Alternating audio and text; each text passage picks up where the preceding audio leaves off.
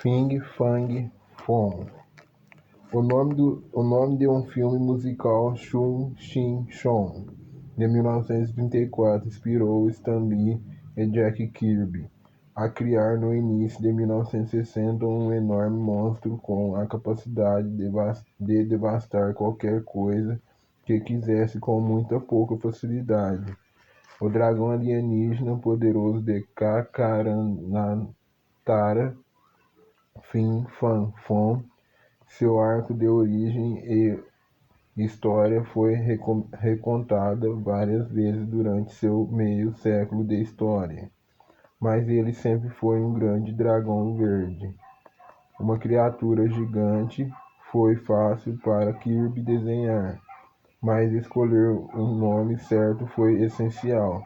Stan Lee assim contou para a revista especializada em quadrinhos Alter Ego, em 2005, quando eu era criança, adorava ir ao cinema. Havia um filme que eu tinha visto e que eu nunca lembrei nada dele, só o nome, Chun Chin Chon. Agora eu não tenho nenhuma ideia do que significa. Eu não sei se foi o nome de alguém, ou de um país, ou de uma cidade, mas eu nunca esqueci esse nome. Essas três palavras apenas ficaram na minha memória, Chun Chin Chon. Então, quando eu estava procurando o nome daquele monstro, eu me lembrei de Chun Chin Chon. Possuía uma métrica particular, um ritmo, de algum jeito levou a Fin Fan Fom. Doutor Destino. A morte vista como uma caveira sob um manto, com capuz, ocultando uma caveira. Foi a inspiração para o desenhista Jack Kirby desenhar o seu Doutor Destino, o Dr. Doom, do original que estreou em 1962, enfrentando os super-heróis Quarteto Fantástico. A tal personificação da morte, com seu aspecto arrogante, era o que servia bem para o vingativo Doutor Destino, criação de Stan Lee e Kirby. A seu respeito, Kirby disse: "Foi a razão para a armadura e a capa. A morte está relacionada com a armadura, uma estilização de esqueleto, algo não humano de aço. A morte é algo sem misericórdia. A carne humana contém essa misericórdia, a armadura não. A cara tem o aspecto de caveira de metal e esconde um rosto esquelético. Doutor Destino é todo esquelético, dentro de uma armadura de aço com capa e capuz. Morte. É a própria morte. Magneto. Stan Lee e Jack Kirby criaram o poderoso mutante durante o auge do movimento dos direitos civis americanos e usaram famosos líderes de direitos civis Martin Luther King Jr. e Malcolm X como a inspiração por trás de Charles Xavier e Eric Lenscher, o Magneto. Os dois homens lutaram contra a opressão dos mutantes regularmente, mas enquanto o Professor X escolhia uma abordagem mais pacífica e diplomática, Magneto pensou ser necessário um tom mais forte e agressivo. Disse Stan Lee sobre Magneto. Sobre Magento. Não pensa em Magneto como um cara mau. Ele só estava tentando atacar pessoas racistas e muito intolerantes. Ele estava tentando defender os mutantes porque a sociedade não estava trabalhando-os de forma justa. Por isso ele decidiu dar uma lição à sociedade. Ele era perigoso, é claro, mas eu nunca pensei nele como um vilão. Kraven, o Caçador.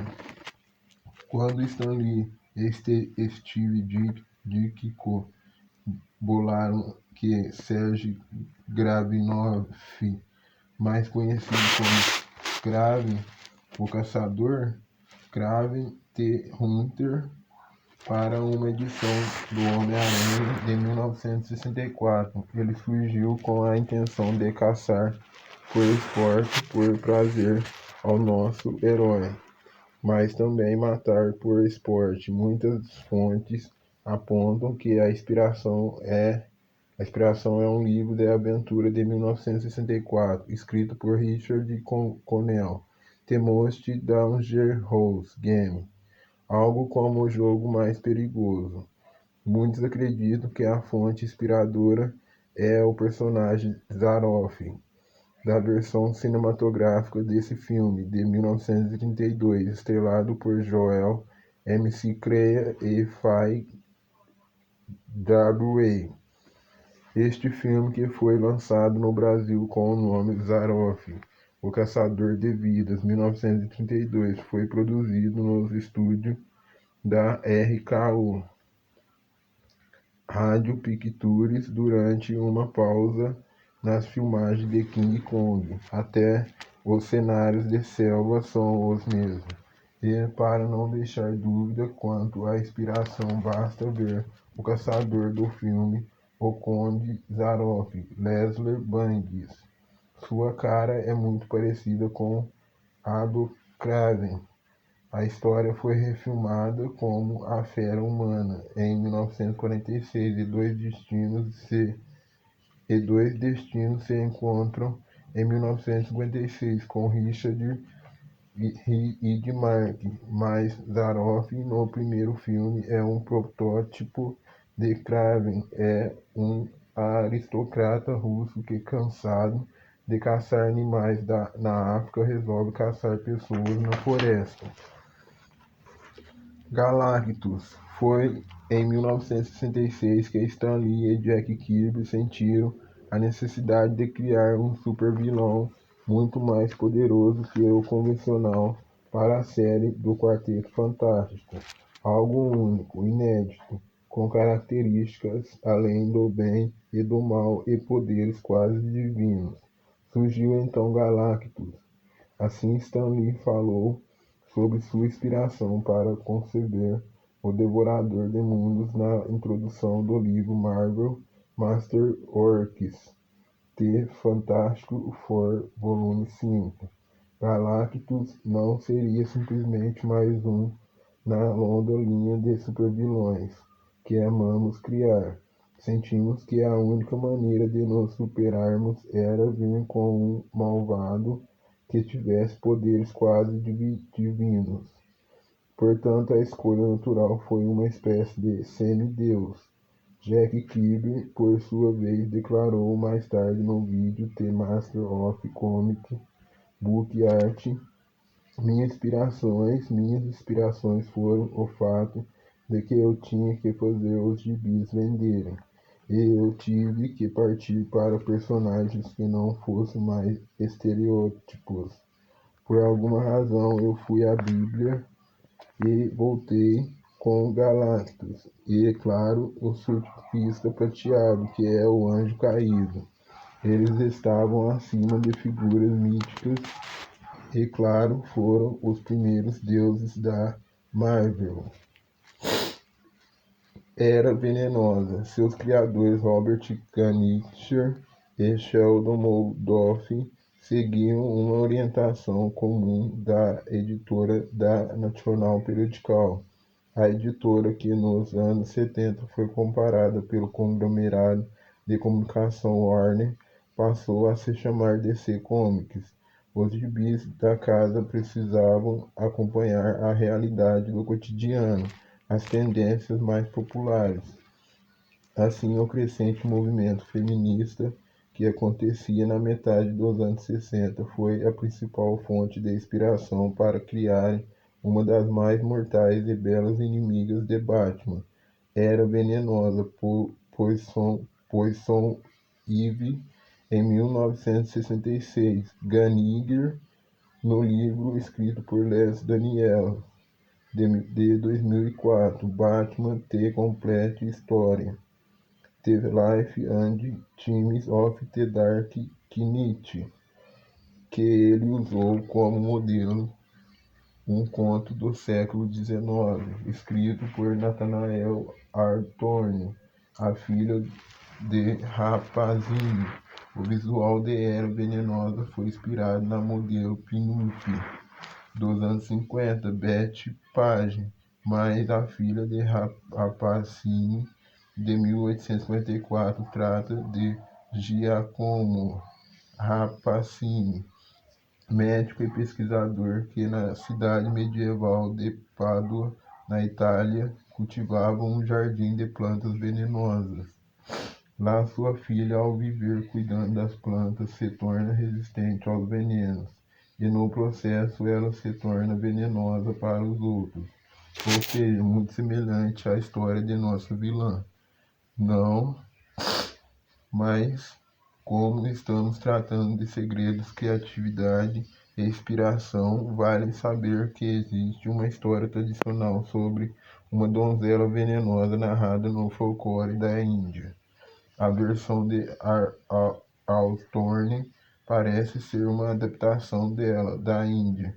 A história passou para o Ocidente no século XVIII através do aventureiro e historiador Sir Robert Burton, que publicou tal conto oriental em sua obra The Anatomy of Melancholy. Só para fechar, Burton foi embaixador da Inglaterra no Brasil no tempo do Império e foi o tradutor original do Kama Sutra. Rei do crime, o chefão corpulento e imponente Kingpin, ou Rei do Crime, ficou estabelecido no Brasil e estreou em 1967. Ele, Wilson Fisk, foi criado por Stan Lee e John Romita pai. Não tem exatamente nenhum superpoder, mas é dos mais astutos e poderosos adversários do Homem-Aranha e do universo Marvel. Pois bem, os xeretas dos sites de quadrinhos descobriram que foi o obeso ator Sidney Greenstreet que atuou em fitas notórias como Relíquia Macabra e Casablanca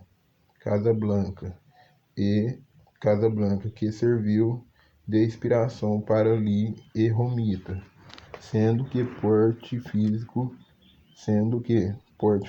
e truculência transmitida pelo ator como vilão no cinema também inspirou a construção do personagem Jabba the Hutt de Star Wars. Darth Vader, o mega vilão que mais tem aparecido nos quadrinhos nos últimos tempos nos gibis da DC, preparando terreno para seu estrelato nos filmes de cinema a partir de Liga da Justiça, a ser lançada em 2018. É Darth Vader, o supremo ditador do planeta Apocalipse, criado por Jack Kirby em 1970 para as séries Jimmy Olsen, amigo de Superman, Os Novos Deuses, Povo da Eternidade, Forever People e Senhor Milagre, um universo particular de Kirby, que é conhecido como Quarto Mundo. Séries criadas pelo artista depois que ele se mudou da Marvel para DC Comics, segundo o escritor Mark Evanier, que escreveu a biografia de Kirby intitulado Kirby, King of Comics. Ele baseou a aparência de Darth Vader nas feições do feioso ator Jack Palance, que sempre atuava como vilão e tinha uma cara que parecia feita de rocha rústica, e a personalidade do vilão na de Adolf Hitler. O estilo e a substância de Darth Vader foram baseados em quase todos os tiranos loucos pelo poder que Kirby conheceu por toda a vida, com ênfase especial em Richard Nixon, Talia al Ghul. O escritor de quadrinhos Dennis O'Neil e o artista Bob Brown, em parceria com o também desenhista Dick Giordano, criaram aquela que foi a namorada de Batman, que sempre desaparecia, mas foi criada para descaracterizar a pecha de homossexual de Batman, por sua longa com Robin. Ela surge quando Batman, segundo os roteiros de O'Neill, conduz o herói de volta às trevas e a temas realistas, na qual o desenhista Neil Adams foi o principal artista. Talia al Ghul estreou em edição de 1971. Ela é filha do terrível soberano do mal Ra's al Ghul. Talia também é a mãe do filho de Bruce Wayne, Damian, que é o Robin da atualidade. A fonte de inspiração declarada pelos três criadores da personagem é uma clássica série de romances britânico Fu Manchu, iniciada em 1913 e popularizada pelo cinema. Talia foi inspirada na personagem Fa Lo Sue, a filha ardilosa de Fu Manchu, que tenta tomar o controle da organização criminosa internacional de seu pai. Ela se rebela contra o pai e fica do lado de seus inimigos. Muitas vezes, ela costuma se disfarçar com outras identidades, como seu pai, ou seja, igual Talia age. Mas a vilã namorada de Batman também tem a ver com o filme britânico 007, a Serviço Secreto de Sua Majestade, de 1969, em que o herói James Bond se apaixona por Tracy, a filha do vilão Draco, e se casa com ela, tida como uma das melhores histórias do personagem. Ra's al Ghul, com sua estreia em Batman 232 em 1971, o vilão Ra's al Ghul, cujo nome significa em árabe cabeça do demônio, também é tido como uma referência para o nome da estrela Algol. Chegou de forma estarrecedora e vigorosa, derrotando Batman de imediato, de maneira implacável. Foi criada por Dennis O'Neil e Neal Adams. Ra's tem seu quartel-general no Himalaia, e sua criação foi absolutamente inspirada no personagem Dr. Fu Manchu, dos romances ingleses escrito por Saul Housman. O Dr. Fu Manchu é o arquetipo do gênio do crime da ficção, mesmo tendo em sua composição vários estereótipos ocidentais sobre os chineses misteriosos, traiçoeiros, ardilosos, com um gosto particular por ciências obscuras, torturas e venenos. A feição de Fu Manchu, descrita por autor, se tornou muito conhecida com seus longos bigodes, que se tornaram sua marca registrada. O vilão comanda uma vasta organização criminosa internacional, os Cifans, que conta com vários assassinos profissionais e se valem de armas químicas. Fu Manchu é de ascendência nobre e seu maior segredo é um elixir que o torna imortal, ou seja, Ra's Ghul não é inspirado em Fu Manchu, e sim um plágio. Dr. Fu Manchu é filha também serviram de inspiração para o personagem Ark e a filha Anna Ark na série Planetary, 1998, dos britânicos Warren Ellis e John Cassaday, assim como inspirou o personagem Imperador Ming e sua rebelde filha, Princesa Aura, em Flash Gordon, 1934. Nos anos 70, Fu Manchu apareceu como o pai de Shang-Chi, o protagonista da série da Marvel, Mestre do Kung Fu. O Shang-Chi, 1974, e Fu Manchu ainda aparece como vilão em A Liga Extraordinária, 1999, de Alan Moore, na qual é referido como o Doutor Satânico.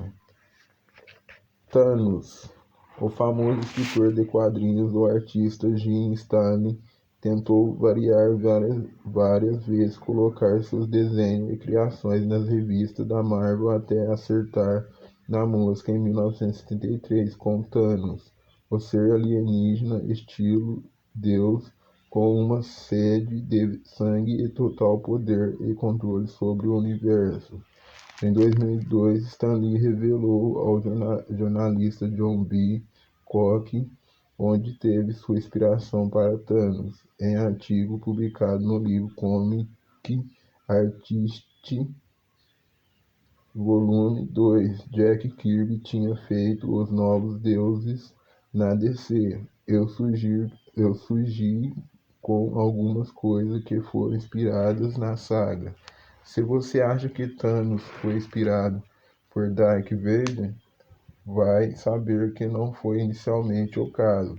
Nos meus primeiros desenhos de Thanos, ele se parecia com outro personagem de Novos Deuses, o Metron.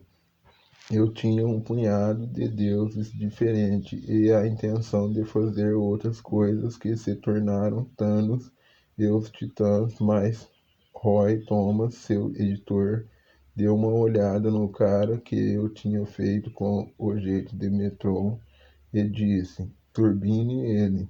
Se você está a fim de roubar um dos novos deuses, ao menos pegue Darth Vader, que é poderoso de verdade. Depois, em 2003, para a publicação Adelaide Comic Books, Daniel Best, Stan Lee falou sobre o seu vilão. Estava na faculdade e entre fazer o serviço militar e começar o trabalho em quadrinhos, eu tive uma aula de psicologia, durante a qual inventei Thanos. Então eu fui até a Marvel e o editor Roy Thomas perguntou se eu queria fazer uma edição de Homem de Ferro.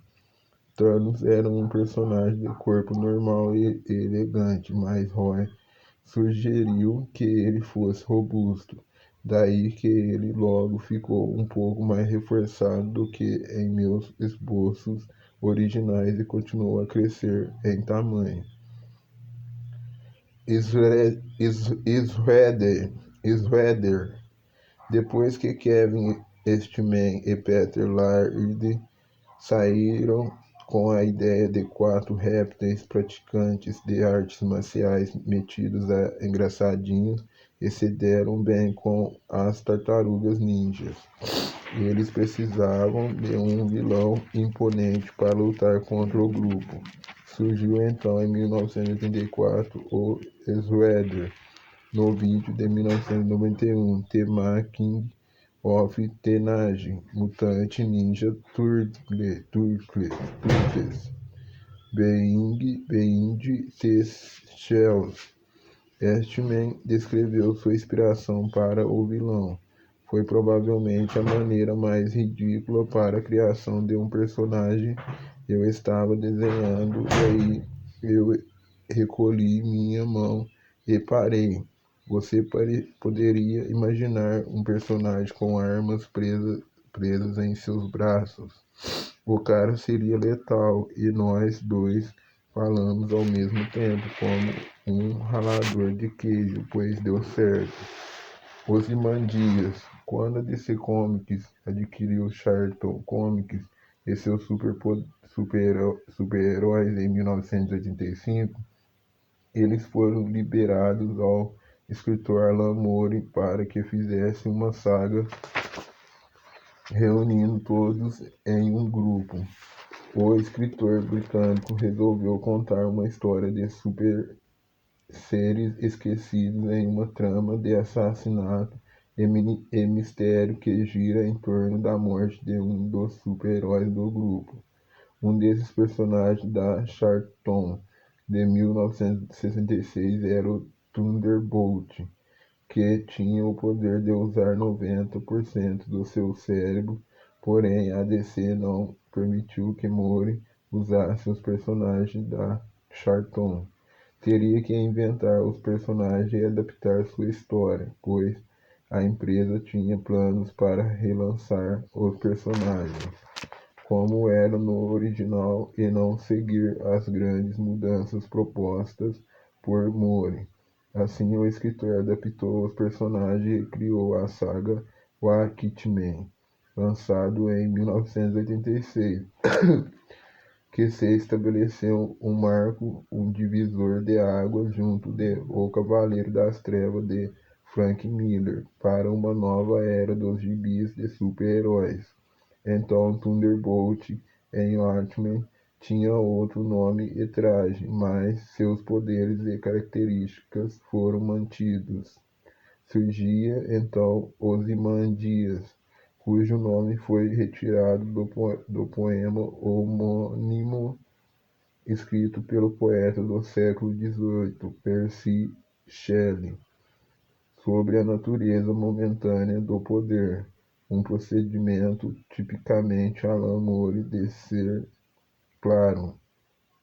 Assim nasceu um forte protagonista quanto antagonista em sua série épica, constantemente reeditada e que já foi levado ao cinema mesmo sem sua aprovação. Venom, pode crer, um fã do Homem-Aranha fez um desenho sugerindo um novo uniforme para o Homem-Aranha, todo negro. O mandou para a editora Marvel. Logo, o fã recebeu uma carta do todo-poderoso editor Jim Jotner, dizendo que não só gostou da ideia, mas queria comprar a ilustração pela significativa quantia de $220. Foi o que aconteceu com o fã Randy Schuller em 1982 e a sua ideia para uma nova vestimenta para o herói estreou em 1984. Na saga Guerras Secretas, depois a roupa seguindo os roteiros das muitas aventuras do personagem se revelou ser um simbionte, um traje vivo, e se transformou no vilão Venom em 1988, sob a autoria de David Michelinie e Todd McFarlane. Bunny foi em janeiro de 1993 que a DC Comics publicou uma aventura que mudou drasticamente a carreira de Batman. Não podiam matar o Homem-Morcego porque acabavam de matar o Superman. Então inventaram de criar um vilão para aleijar o herói, mais especificamente quebrar sua coluna vertebral. Assim surge Bunny, inventado para a saga Kinnick Fall, ou A Queda do Morcego, no Brasil, realizada por Chuck Dixon e Doug Moeng nos roteiros e desenhada por Graham Nolan. Eles se inspiraram no personagem dos romances de episódios da Era Pulp, o herói indestrutível Doc Savage, de 1933, e também no romance clássico do século XIX, O Conde de Monte Cristo, de Alexandre Dumas. Com estes modelos, o grupo criou um dos inimigos mais mortais de todos os tempos para o Batman. Nolan sugeriu o design do uniforme de Bunny aos moldes dos lutadores de mexicanos do esporte Eresteller. Kinnick Fall estava em planejamento fazia alguns meses. Eu gostava da ideia de ter um vilão forte porque a DC não possuía caras malvados tão fortes quanto a Marvel. E eu era o mais novo cara na Bat-Equipe. Chegamos a chamá-lo de Doc Tóxico. O nome Bunny veio de um dicionário. Simplesmente folheei e pus o dedo em uma página ao acaso. Li Bunny e gostei. Esse cara é a ruína de todos em que toca. Ele faz uso de uma droga que o potencializa e dá resistência, tem força sobre-humana. Imaginamos uma versão do mal de Doc Savage. Na sua origem é vagamente baseado no Conde de Monte Cristo. Bunny também é tido como morto e consegue fugir da prisão sendo jogado no mar dentro de um saco. A Arlequina, ela estreou em 1992 em um episódio do desenho animado Novo Batman, The Animated Series no original.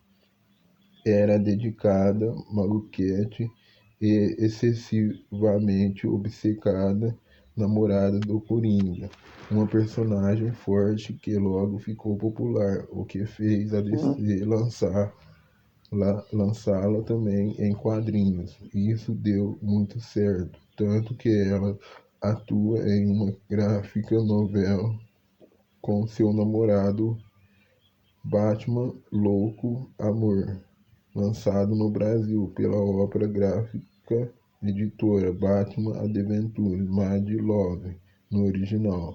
Obra escrita por Paul Dini e desenhada por Bruce Timm. Os criadores de Arlequina. Esta edição especial do DC ganhou o prêmio Eisner Award de melhor história completa em 1994. O Arlequin, seu nome original, é referência à atriz Arlen Sorkin, que se veste de bobo da corte em um capítulo do programa de TV Days of Our Lives, estrelado pela atriz comediante. Esse episódio inspirou Paul Dini, amigo dela, que a convidou para fazer a voz da personagem e dublar outras em diferentes episódios. Capítulo 17. Supervilões. Thanos e Darth Vader, os mega gêmeos do mal. Thanos e Darth Vader são equivalentes em seus universos, já que possuem os mesmos poderes. Tem como diferenças. Em Darth Vader, o raio ômega, e em Thanos, suas viagens pelo espaço-tempo. Uma luta entre os dois resultaria em empate. Digladiam os fãs, em palavras fazem décadas, e a inspiração para a criação de ambos foi Adolf Hitler. Por Adriano Coutinho. Darth Vader, o supremo governante do planeta Apocalipse, foi criado por Jack Kirby, logo que ele trocou a Marvel pela DC, em 1970. Segundo o escritor Mark Spanier, que escreveu a biografia de Kirby, King of Comics, ele baseou a aparência de Darth Vader na cara do ator Jack Palance e a personalidade em Adolf Hitler, acrescentando o estilo e a substância deste mestre antagonista. Foram baseados em quase todos os tiranos loucos pelo poder que Kirby já tenha conhecido ou observado, com uma ênfase especial em Richard Michon. O criano Jack Palance foi boxeador, mas teve sua face desfigurada em um acidente aéreo. Depois da Segunda Guerra, assumiu a característica de vilão em várias fitas de Hollywood, o mais famoso como antagonista do herói Shane em Os Brutos. Também Amo, clássico de 1953. Depois da criação de Darth Vader, Palance viveria o rei dos vampiros em Drácula, O Demônio das Trevas, de 1973, de Dan Curtis, sob o roteiro de Richard Matheson. Thanos, como revelou seu criador Jim Starlin, inspirou-se e homenageou seu grande ídolo Jack Kirby, revelou o artista que anunciou em 2015 sua obra Thanos: The Infinite Finale para a Marvel, onde concluiu a saga cósmica sobre as Joias do Infinito, que abrange todo o lago alienígena do universo Marvel. Na obra surge outro vilão poderosíssimo, Annihilus, para brincar com conceitos sobre infinitas realidades, percepção de omni-realidade, a estabilidade da atualidade e os limites da onipotência, declarou o quadrinista. A primeira aparição de Thanos foi no gibi do Homem de Ferro, Iron Man, 55 de fevereiro de 1973. Darth Vader foi criado antes por Jack Kirby para a revista Superman Paul Jimmy Olsen, 134 de 1970. O vilão é o soberano de Apocópolis, planeta irmão de Nova Gênesis, lar dos novos deuses, do qual Darth Vader é inimigo, onde o vilão rege com mão de ferro o seu planeta e tem vários seguidores, como as Fúrias Femininas, seu filho Kalibak, vovô Bondade, seu fiel Asecla Desade, entre tantos. Darth Vader vive em busca da equação antivida, que lhe asseguraria extremo poder, e a Terra é fundamental na descoberta dessa equação. Assim, ele inferniza a vida de todos os heróis da DC, e principalmente o Homem de Aço, durante a minissérie Lendas.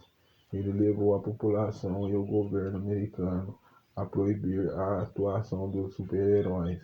Assim, aproveitou para transformar Superman em um dos seus guerreiros, com a ajuda de sua assegla Vovó Bondade.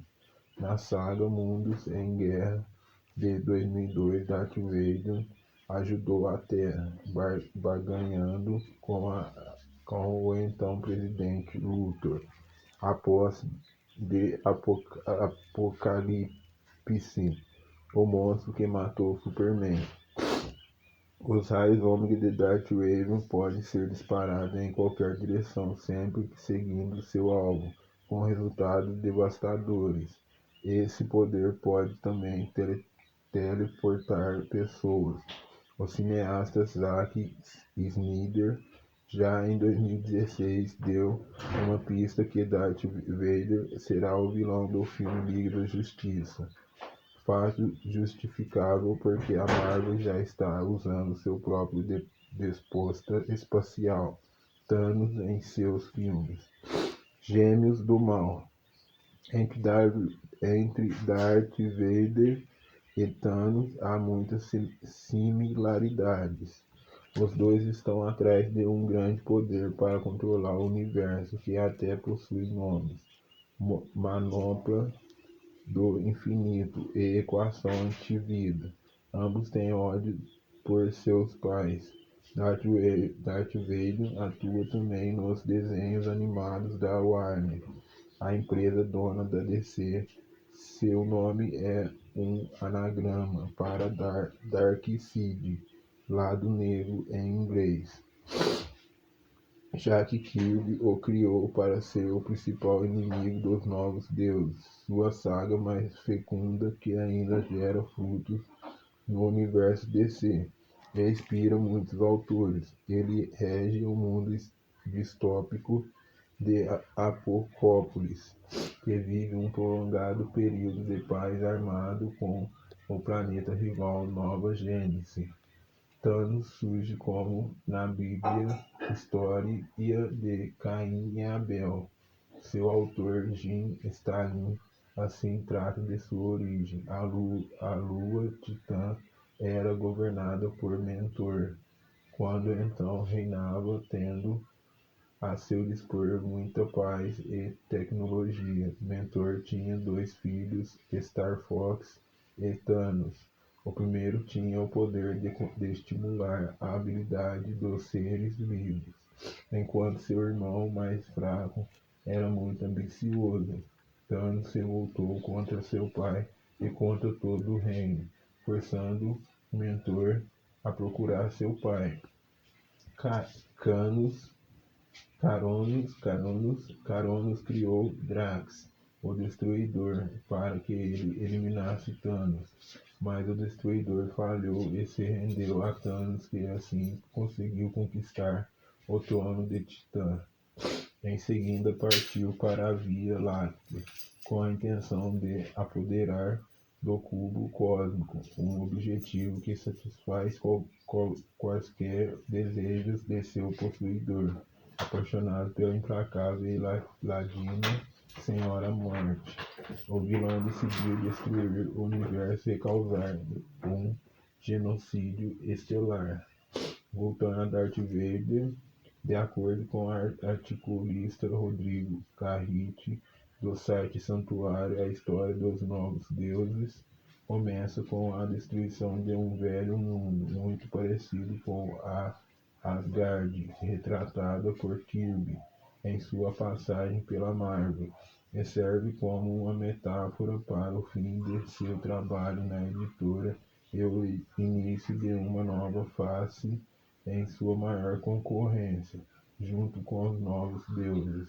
Foram lançadas também as revistas Forever Peop e Senhor Milagre, os trabalhos mais autorais da carreira de Kirby, e o título Superman por Jimmy Olsen, todos com histórias relacionadas. Ao conjunto dessa série foi dado o nome de O Quarteto Mundo de Jack Kirby.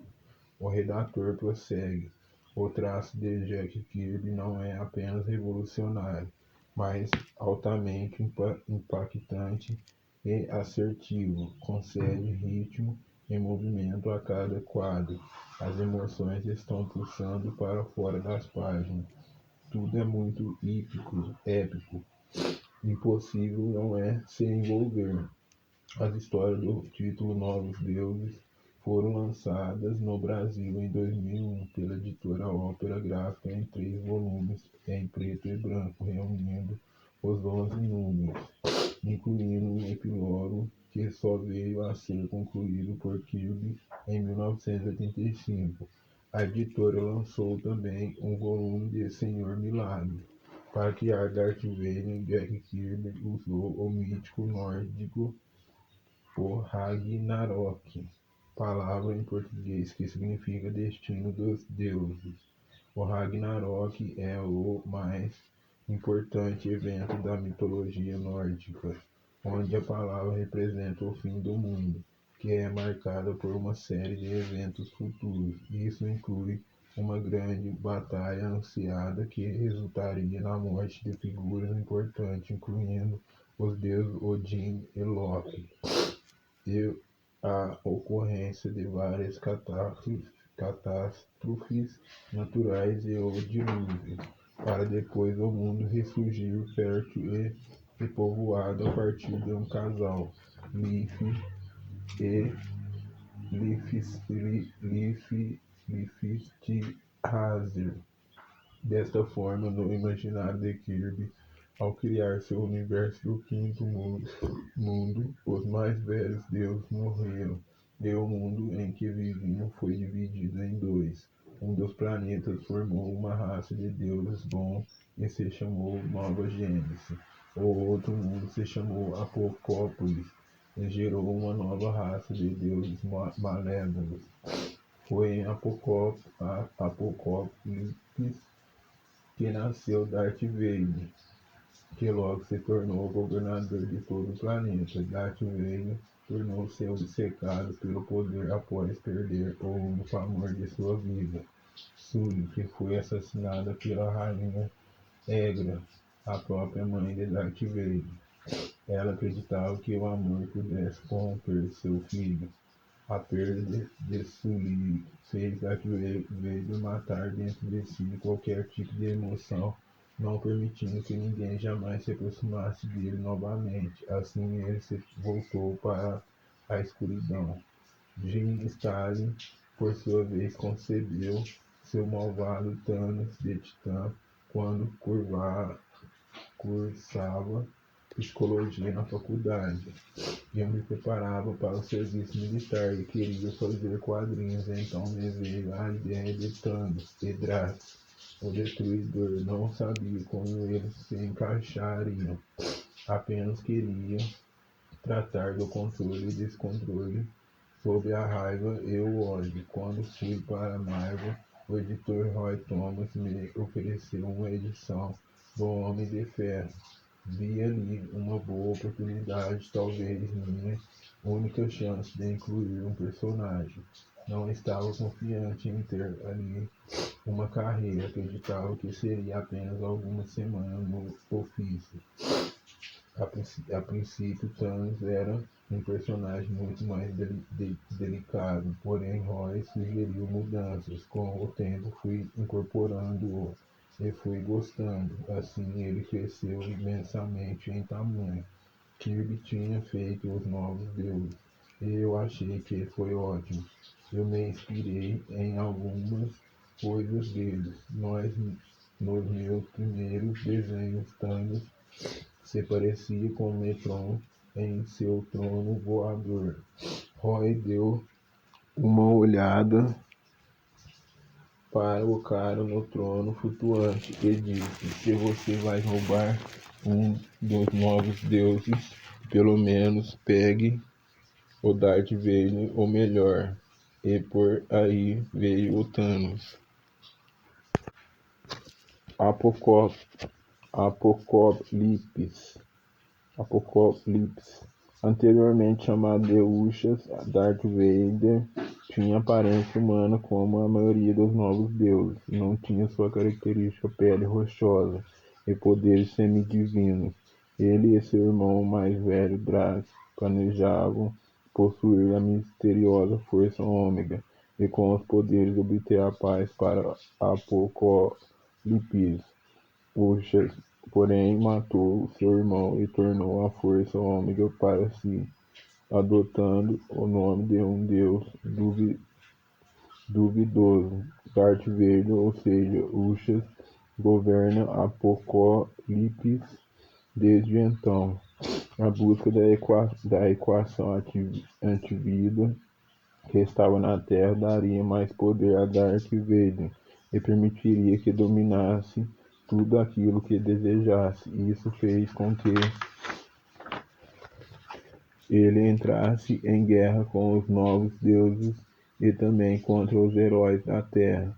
Ele procurava a equação na cabeça das pessoas e primeiramente na cabeça do Senhor Milagre e Scott Free, filho adotivo dele, que na verdade era filho do Isaiah, o Pai Celestial, antagonista de Darth Vader.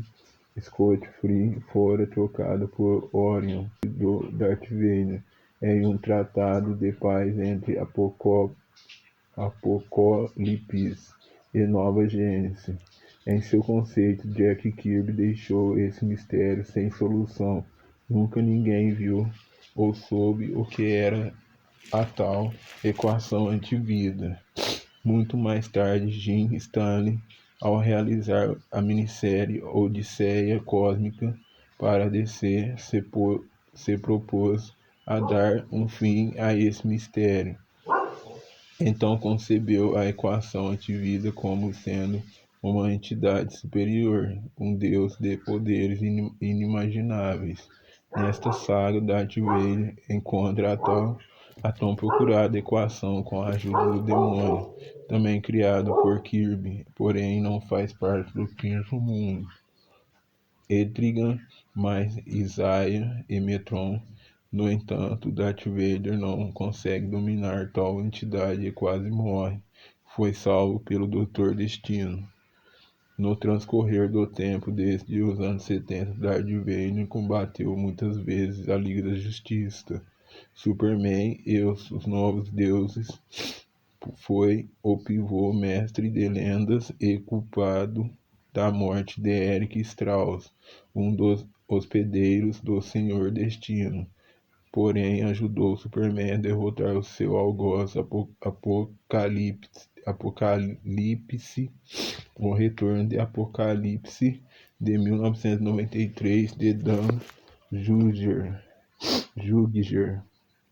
Darth Vader é capaz de disparar rajadas incineradoras de seus olhos, chamadas de efeito ômega, diferente da maioria dos poderes desse gênero, tipo a visão de calor do Superman, ou o disparo de Ciclope do X-Men.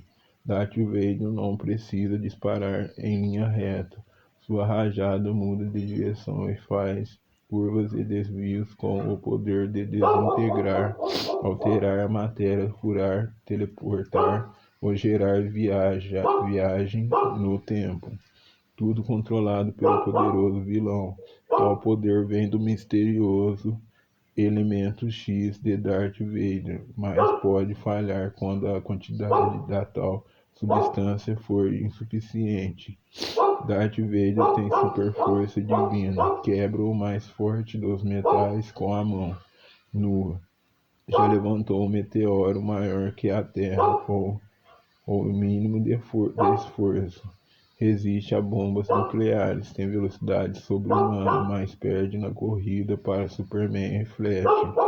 Também pode aumentar de tamanho e criar vida a partir do próprio poder. Como todos os novos deuses, Darth Vader não envelhece nos padrões normais. Ele tem centenas de anos e possui uma caixa materna, o supercomputador portátil que só os deuses do bem possuem. Sua inteligência é sobre-humana. É um cientista e estrategista genial. Tem muitos superpoderes a seu serviço. Durante a saga das Trevas Eternas, Darth Vader abriu um portal que trocou o planeta Dashan de lugar com Apocalipse, o que deixou Djamitas sob o efeito do Sol amarelo, como ocorre com Superman nas Terras. Porém, Darth Vader dominou a mente da população daquele planeta a seu favor e conseguiu absorver os poderes do Mago Mordo e Senhor do Tempo, inimigos da Legião dos Super-Heróis. Darth Vader se tornou o mais poderoso vilão do universo DC. Subjugou todo o panteão olímpico de Zeus, Hera, Atena, Hermes e todos os outros e escravizou 2/3 da humanidade, só sendo barrado com muito custo em crise final pela Liga da Justiça em conjunto com a tropa dos Lanterna Verdes. Para Darth Vader, o fundamento da realidade está em uma fórmula matemática, a equação antivida que a ciência moderna real chama de teoria do tudo. Afinal, a obsessão de Darth Vader é encontrar, assimilar e controlar a equação atividade antivida, para então implantar um panteísmo universal das trevas, suprimindo assim o livre-arbítrio dos seres para tudo ser a manifestação da vontade dos pensamentos de Darth Vader. Toda a existência, toda a realidade tributa à glória de Darth Vader. Darth Vader War é a mais recente saga envolvendo o Cara de Rocha. A Liga da Justiça tendo no centro do conflito a Mulher Maravilha devido às antigas ligações das Amazonas com Darth Vader.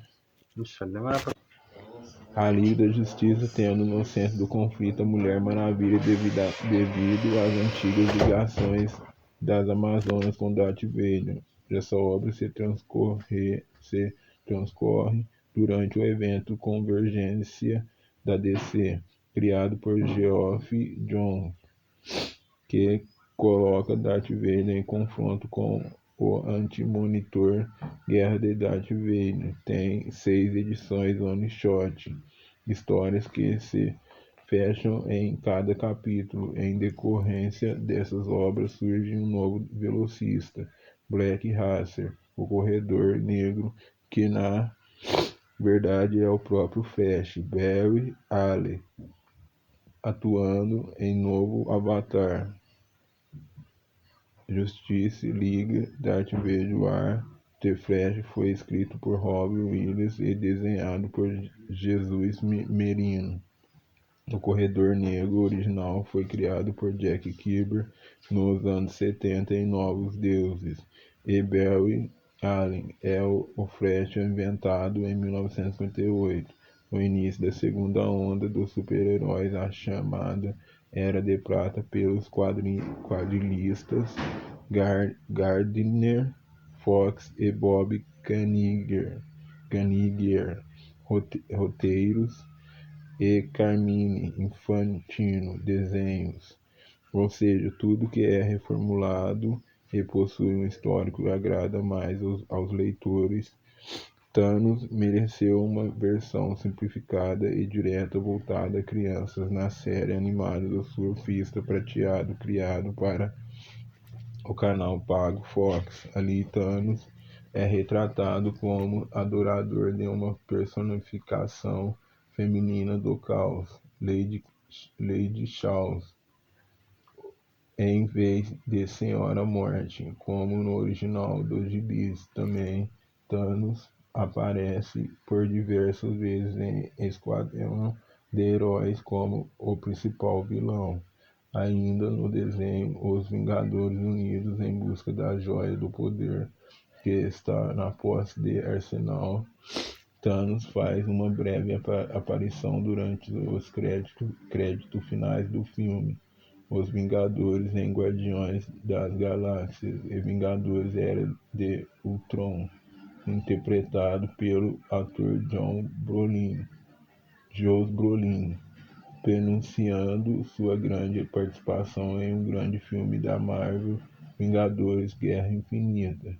Em maio de 2014, Jim Stanley e Ron Lim trabalharam juntos no especial Thanos Atual, um prelúdio da trilogia de graphic novelas Thanos The Infinite, protagonizando ainda a minissérie Thanos vs Hulk, também concebida por Stan Lee antes da trilogia, havendo ainda uma nova saga ligada à trilogia de autoria de Stan Lee a ser lançada em 2016. Esquecendo o interesse dos leitores, foi participando de várias aventuras em diferentes gibis, como New Avengers, Guardians of the Galaxy, Legendary Star-Lord, outro personagem ressuscitado, Avengers, Deadpool e a nova saga The Infinite Gauntlet, volume 2. Um Tim Glover do Guerras Secretas de 2015. A mais conhecida participação de Thanos no Brasil aconteceu em 1995, em Desafio Infinito Infinite Gauntlet de 1991, minissérie em 3 partes, lançada ainda em formatinho pela Abril. Foi escrito por Jim Stanley e desenhado pelo virtuoso do desenho Jorge Pérez, com arte final de Joseph Rubinstein. Nessa obra, Thanos está de posse das joias do infinito, alma, mente, poder, tempo, realidade e espaço, e tem como plano a conquista universal para agradar a Lady Morte. Ela, toda poderosa e tirânica, exigiu dele que a ama e venera, a extinção de metade do universo. Assim, com um simples gesto, Thanos inicia uma sequência de desaparecimentos por todo o universo. Capítulo 18. Cinema, a grande arena de combates da atualidade. O mito do herói sempre esteve presente no imaginário, principalmente masculino do mundo inteiro. Desde Hércules e Quisa até antes, o ser humano enfrenta a vida, bola estratégias, engendra planos para chegar até a vitória. Tá certo que enfrentar a vida é tarefa não para um herói, mas para uma liga inteira. Mas como dizem, seu cinema espelha as nossas vidas. Por Antero Leivas, heróis sempre se farão presentes em nossas vidas, seja nos quadrinhos, nos livros, na TV ou no cinema, ok. Nem sempre eles voam, nem sempre têm super força ou super velocidade. Muitas vezes resolvem seus casos com punhos e inteligência, mas não são menos supers por isso. De nós até o leitor, do Superman até o Fantasma, passando por Asterix, Popeye, Capitão América, Hulk, Flash, Gordon, e são tantos mais ainda assim, não caberiam todos. Então falemos do cinema e de uma grande parte dos heróis que habitam esta arte. Como disse há muitos, e aqui estão alguns desses mitos fabulosos.